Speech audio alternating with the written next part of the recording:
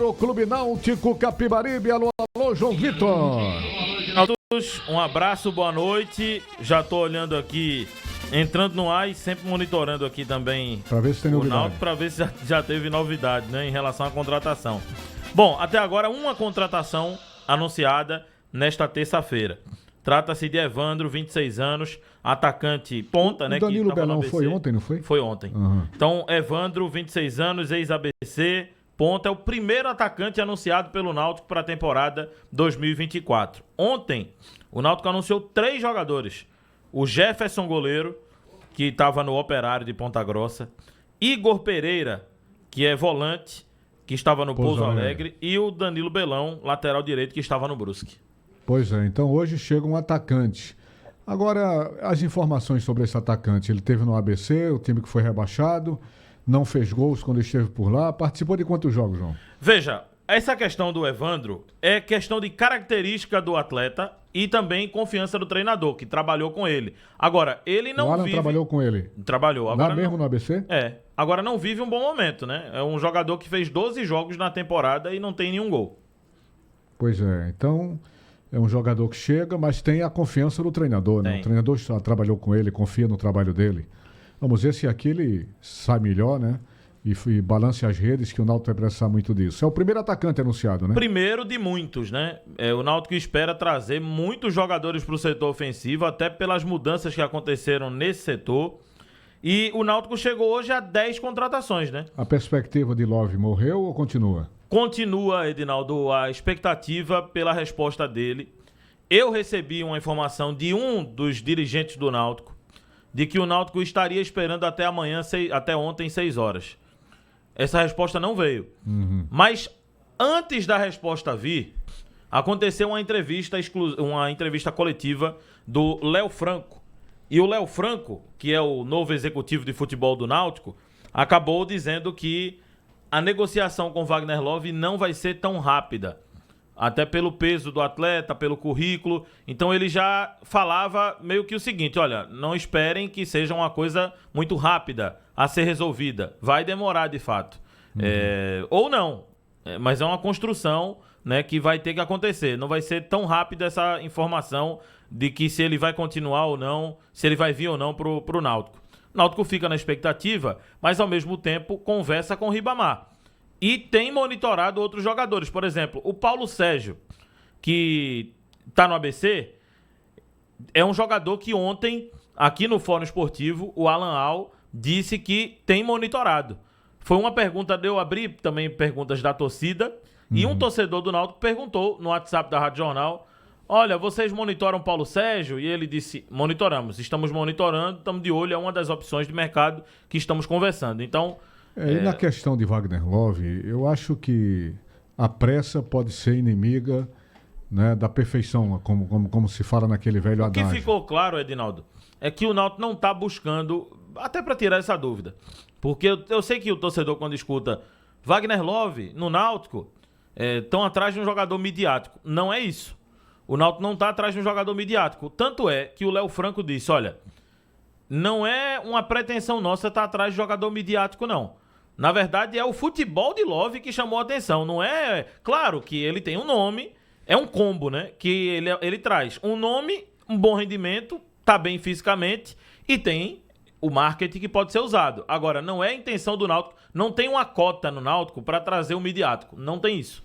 Isso ficou claro. Esse midiático pode ser, sim, o Wagner Love, que por si só tem a mídia, né? Mas não por ser só isso. Dentro de uma circunstância de momento, né? Exato. Por exemplo, se não viu o Love, o Náutico não vai atrás de outro jogador só por causa de mídia, não. Quando eu vi ontem a informação, olha, o Náutico só espera até 18 horas, porque o cara tá de férias, o cara tem propostas de outros clubes, o mercado tá aquecido aí, muita gente correndo da Série B, correndo da Série C. Para tudo que é lado você tem proposta para jogador de futebol. E um cara como Love, pela campanha que fez no Sport, a média geral da campanha dele, muito embora tenha caído ali na parte final, mas um cara como Love tem muito mercado ainda no futebol. Agora eu acho que o Náutico quis passar um recado nessa história. Quis passar um recado para agilizar o contrato. Que não quer transformar isso em novela. Eu acho que esse mas era o também recado. não pode ser, ó, é para hoje, né? Porque o contato foi feito no fim de semana. Mas isso no futebol às vezes é usado já para dar o recado, né? Ó, queremos pressa.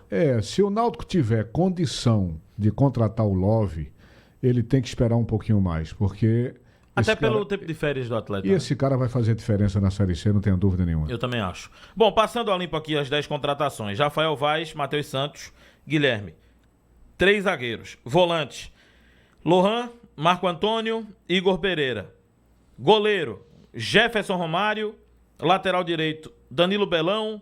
Lateral direito, Arnaldo. E o ponta, Evandro. São os contratados do Náutico. Tá faltando meia, tá faltando atacante. Isso o Náutico está correndo para agilizar e trazer contratações. Agora, Edinaldo, eu estou anunciando aqui sempre, né, quando o Náutico, né, passa a confirmação. Evandro, 26 anos.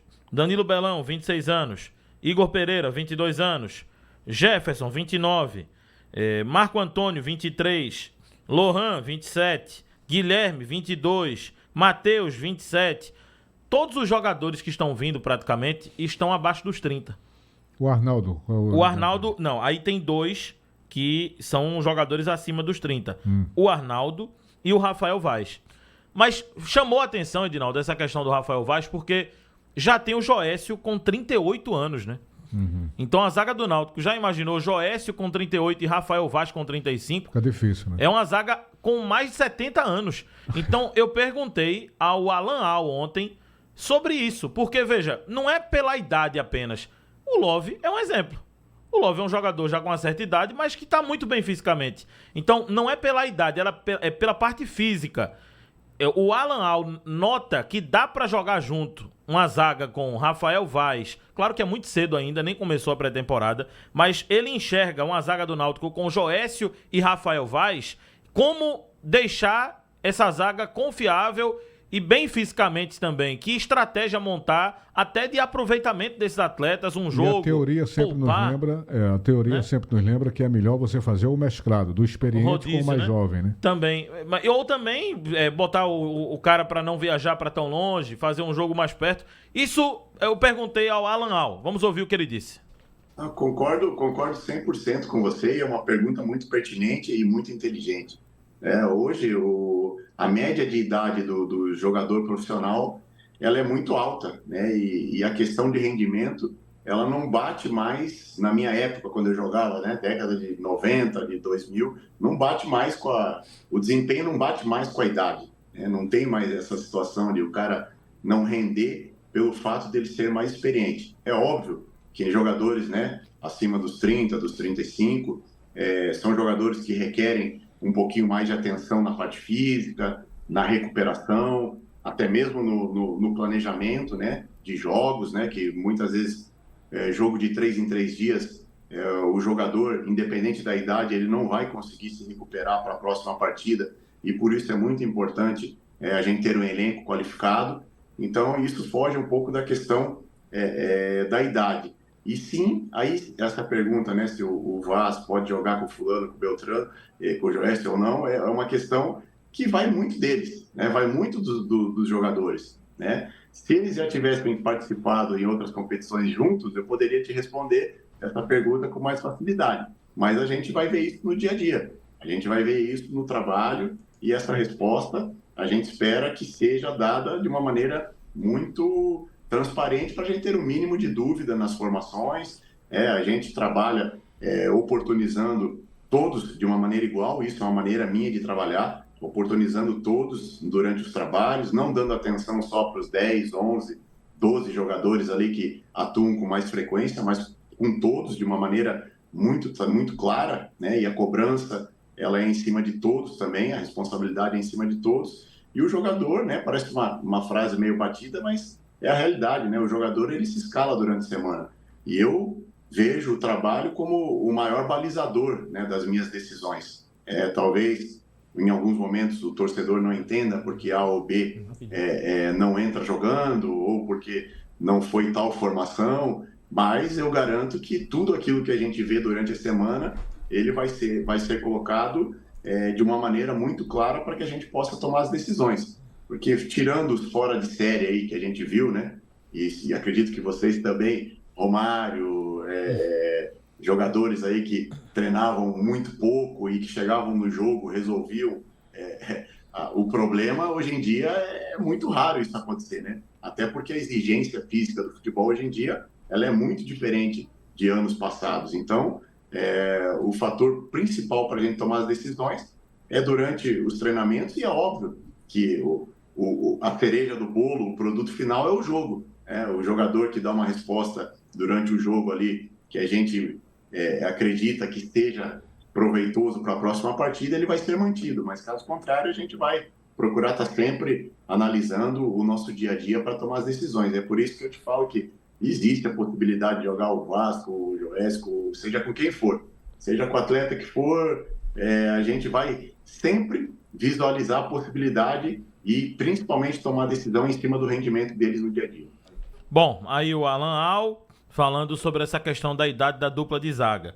Bom, vamos mudar de assunto agora, porque o Náutico hoje, Edinaldo, apresentou, não foi chamado de balanço, tá? Foi chamado de demonstrações contábeis de 2022, porque tá muito detalhado, tem muitos detalhes, é um passando a limpo, de fato, do Náutico, que a gestão atual do Diógenes Braga publicou.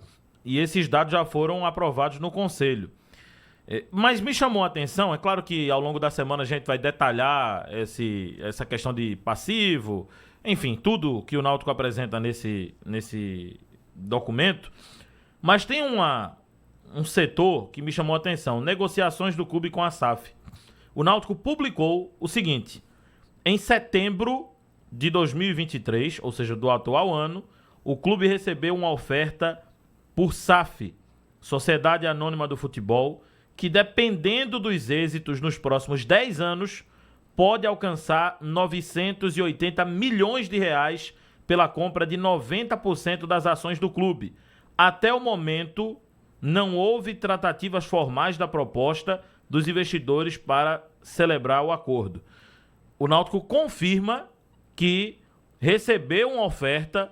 Aquela informação inicialmente foi divulgada pelo jornalista João Andrade Neto, né, que é do GE, e ele já trazia ali uma oferta que o Náutico teria recebido de 980 milhões. E o Náutico, através desse balanço, publica e confirma que recebeu essa oferta. Porque naquele primeiro momento ficou só a impressão que era uma notícia... É porque o número assusta as pessoas, né? Que era uma notícia que teria saído fora da alçada do clube. Chegaram a falar até de coisa eleitoreira, né? Que não tem nada a ver, né? Que teria também essa conotação, era um período eleitoral e era uma maneira de você chamar a atenção para aquele candidato que você estaria apoiando pela situação, etc. e tal. Mas quando o Náutico bota isso num demonstrativo financeiro, é que ele tinha ciência desse contato desde o princípio, isso, né? Exato. Desde o princípio. E ele não falou nada por conta das cláusulas, né? E porque não chegou nada definitiva, né? Chegou uma oferta, mas não andou para o foi impressionante, né? Como a diretoria do Náutico se ausentou do debate da SAF, né? Ficou calada, não falou absolutamente nada. Mas foi estratégico, talvez. Eu não digo nem se ausentou do debate. Ela está debatendo, tanto é que recebeu a oferta. Eu digo da divulgação, né? Se ausentou da divulgação. Naquele momento ela se ausentou, talvez estrategicamente, para posteriormente passar com mais detalhes, inclusive. E acredito até, Edinaldo, que a estratégia do Náutico foi não divulgar nada, porque isso poderia até, de certa forma, afastar novos investidores. Porque, veja, se você está querendo investir no Náutico, que já tem uma notícia de uma SAF de 980 milhões, aí a pessoa já diz, não, então o Náutico já está encaminhado com essa, eu não vou nem fazer a oferta. Então pode ter sido até uma estratégia mesmo para que não fechasse as portas para o mercado, né? Porque uma proposta como essa poderia inviabilizar qualquer uma outra exatamente que estivesse sendo encaminhada para o Clube Náutico Capibaribe. Seja como for, é uma SAF interessante. 980 milhões, evidentemente, serão distribuídos ao longo de 10 anos. Esse é o ponto, porque as pessoas, Edinaldo, colocam logo o seguinte: tá claro que o cara não vai chegar lá com 980 milhões, mas isso tem metas, isso tem... Todas as SAFs têm metas. Melhorias no clube. Tem contrapartidas, isso, né? Tem uma série de coisas. O dinheiro que o empresário oferece é dentro de cobranças também. Tanto é que no texto fala, pode até chegar em 980 milhões. Né? Questão de acessos, passagem de fases, tudo isso pesa no contexto de uma SAF como essa. Ok, Edinaldo. Então daqui a pouco a gente volta com outras do Timbu. Valeu, João. Agora são 18 horas e 50 minutos na capital pernambucana. Você acaba de acompanhar a terça-feira alvirrubra aqui no Bola Rolando. Bola Rolando. Mais um show de bola dos craques do Screte.